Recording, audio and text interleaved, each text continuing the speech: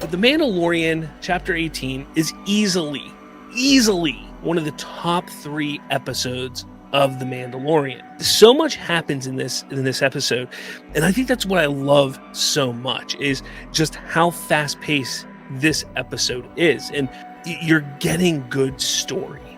There's a lot going on here, and it's building. We knew going into this season that we were going to eventually see Mandalore. We probably all felt that this is going to be, not seen until 3 or 4 episodes down the line. But they quote unquote rushed into it. And that's okay. I hate filler episodes. I hate any television show. I understand why they're there. The fact that we've gotten so much in so little time with this new season of The Mandalorian, I think is phenomenal. Now, I think that we're probably going to get a filler episode within the next 2 episodes here, but I'm hearing that Chapter 19, is actually going to be like a 55-minute long episode, which is pretty exciting. Again, I love seeing Mandalore in live action. We've only ever seen it in animation. We saw it in the Clone Wars, and then we saw a bit of it in Rebels. And each time that we've seen it, it's been quite different. I mean, it was flourishing. It was a very populous planet in the Clone Wars. You get to Rebels, it's a dying planet because of what the Empire has done to it. And now we see, after it's been glassed, it's been totally destroyed, and what it looks like now. And I think what's most exciting is we're getting to different planets finally. We're getting away from Tatooine. That's something that so many people have just... We're sick of Tatooine, we're sick of Coruscant, we're sick of this stuff. And we're going to a planet like Mandalore. I'm so curious to see what they're going to do in the future with it, because I think that they can do a really cool story with Mandalore moving forward. Grogu. Let's talk about Grogu. Grogu was phenomenal in this episode. I loved just the way that he is growing as a character, and that this episode was very big with character development, which is great. Again, it's not every day that you get great moments with a character that, one, doesn't even speak or talk, but one that we've been growing with for already 17 episodes to this point.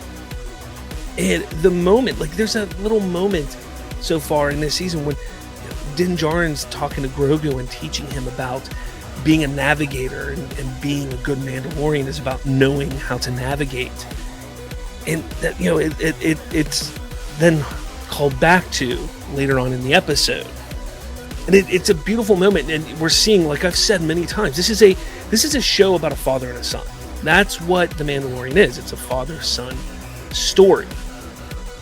And I love seeing that. I love seeing that these two people or beings are, this father and son, their relationship growing. And I hope they continue to build on that in different ways. I know that we've seen the love, we've seen the attachment. Now we're seeing the training, per se, on how Din is training Grogu. But I also want to see him be a father figure in disciplining him, or just teaching him right from wrong. Because I think that's important as well. So I do hope we see other ways of the development between those two together. The first creatures that they encounter really is reminiscent of Lost in Space, I felt, which is really cool. I like that because, again, they're honoring all of these sci-fi stories and projects that came over the last how many decades. And I really love that Star Wars has done that in so many different ways over the last 40 plus years. That other creature, though, the one that actually captures Din, there's a lot of people online that are like, oh, it's terrible, it was ugly. That thing was awesome looking. It was awesome looking. And the one thing I really liked about it is it kept showing you the eye. And I think the reason it kept showing you and focusing on the eye is because of what happens towards the end of the episode, to kind of do a quick little reveal or bait and switch have you at the end of the episode. Bo-Katan, damn damn, she is awesome. She really is. She's an amazing character, and I love that Bo-Katan has been brought into live action in this way because she is a damn good character. And I will say I'm a bit perplexed because she was very reluctant to even join or help Din Djarin in the previous episode. And Grogu comes to like, hey, I need your help type of thing, and she's just boom, let's go. And I guess jumping into action, that's what she does, that's who she is. She's a warrior. But I feel that there's more to it. I think we're going to learn a bit more with that. I think the big reason why she jumped into action is partially because of the Darksaber, but I think there's more to it with those two. I think we're going to see, is it going to be a relationship? I don't know. But I think there's going to be some kind of something between the two. I'm not saying romantically. I just think there's something there because he has the Darksaber, she wants the Darksaber, but she is being honorable. She's not just taking it. She needs to win it in battle. So it's really interesting to see how that's going to all play out. And obviously the big reveal at the end was the Mythosaur, which was just absolutely phenomenal. The fact that we've got live action Mythosaur for decades. We first saw the sigil on Boba Fett's left arm or left shoulder for decades.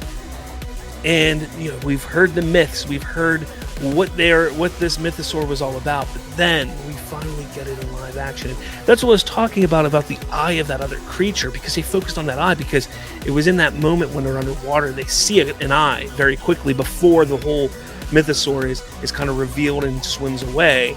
I think that was kind of the whole idea, was you have this creature with the eye. Oh man, it found us, it's coming out. Oh no, it's something different. So this episode was phenomenal in so many different ways, just in character development, in pushing the story forward, in just the pace and how fast we got to this part and point of the story. It's phenomenal. And yeah, I love it. I truly do love what they're doing with The Mandalorian. I can't, like I said last week, when we all watched Andor was good. It was good for what it was. But there's something about The Mandalorian. The Mandalorian, it makes me feel happy and giddy because it feels so much more like Star Wars. It feels like Andor is a story written outside of the Star Wars universe and placed into Star Wars. The Mandalorian is a Star Wars story, and it's written within Star Wars. And everyone, let me know your thoughts on the latest episode of The Mandalorian. It was fantastic. I loved it. This is what Star Wars is supposed to be, in my opinion. So I hope that they keep going in this direction. But we're going to stay on the Star Wars topics here because there's been a few things that have come out over the last few days. Number one I want to talk about is, where's that here? This one here. Kevin Feige's Star Wars film project has been shelved, and this is coming from Variety. Now, this is something that's really interesting to me because this was something that